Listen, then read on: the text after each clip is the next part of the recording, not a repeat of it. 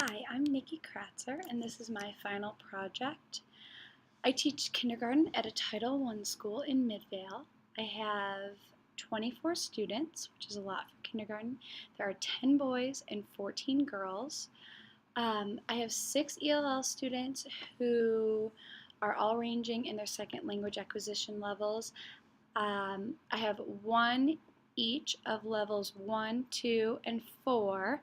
And then I have twin girls who are level 3 ELL students. All of my English as a second language students, their primary language spoken at home is Spanish. Um, and the parents of these students primarily speak Spanish. Some of the parents speak a little bit of English, but they do struggle to communicate with me. And so, a typical day in my classroom, we start the day with a school provided breakfast through a grant. And then we have math instruction for over an hour with an emphasis on early numeracy. We then go to morning recess, and after we come in, we have a phonemic awareness segment where we talk about the letter of the week, the sounds that letter makes, segmenting phonemes, blending, and all those routines so that the kids can learn the basics of language. Then after that, we have a skill-based instruction centers rotation, and the kids go to me to review letters, sounds, do word work, and I meet with each group at their weak spot, so it's differentiated.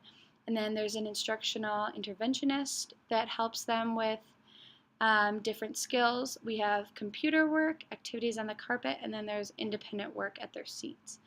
After this time, before lunch, we have our concept talk, which we have a question of the week. For my ELLs, this is a good time for them to use sentence frames and practice using their language.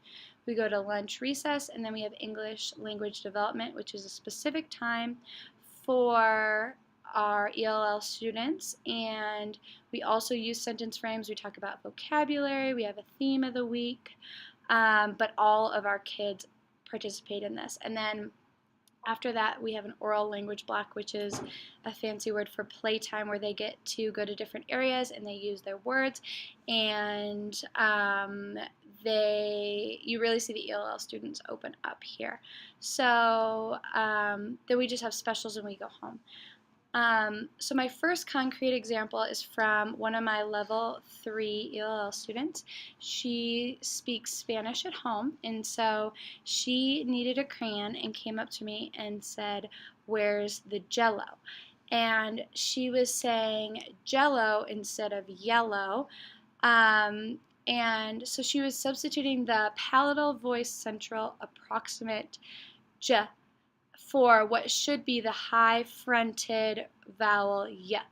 And since she does speak Spanish at home, I did some research and found that some Spanish dialects will have the j sound and the y sound as allophones, so it can be hard for them to develop that sound. My second example is from my level 4 ELL, and he would ask me, "Do we come to a school tomorrow?" Instead of saying school, he would say a school. He would add the schwa sound, a stress vowel, in front of the initial S. And I saw, after doing research, I also saw that that was common for many Spanish speakers learning English, and that I also know that the word for school in Spanish, the cognate, is escuela. So he's probably forming these two together to get a school. And I correct his pronunciation, but I think that that will work itself out. And then my last concrete example is from one of my level 2 ELL student, and at the first 2 weeks, every day he would come to me after lunch and say, "Go home," and point to himself. So in Spanish, the verb tenses change with the subject, so having to find the correct subject to match is difficult for him. So he doesn't use a subject in his sentence. He omits the noun phrase. But I can see that pointing to himself, he knows that he is the agent, but he doesn't know how to say it. And then he uses home as a location in his sentence. And I told him the correct sentence many times, is it time to go home? And he'd repeat it back. Well, last week he came to me and he said, me go home now. So now I know that he's picking up that me is a subject, and that refers to himself, and me takes the semantic role of agent, and that he added now to his sentence, and now takes the semantic role of temporal. I don't think I would change my instruction for any of my students, because I know that in kindergarten we build vocabulary and we learn how to form sentences, so I know that these things will work themselves out eventually.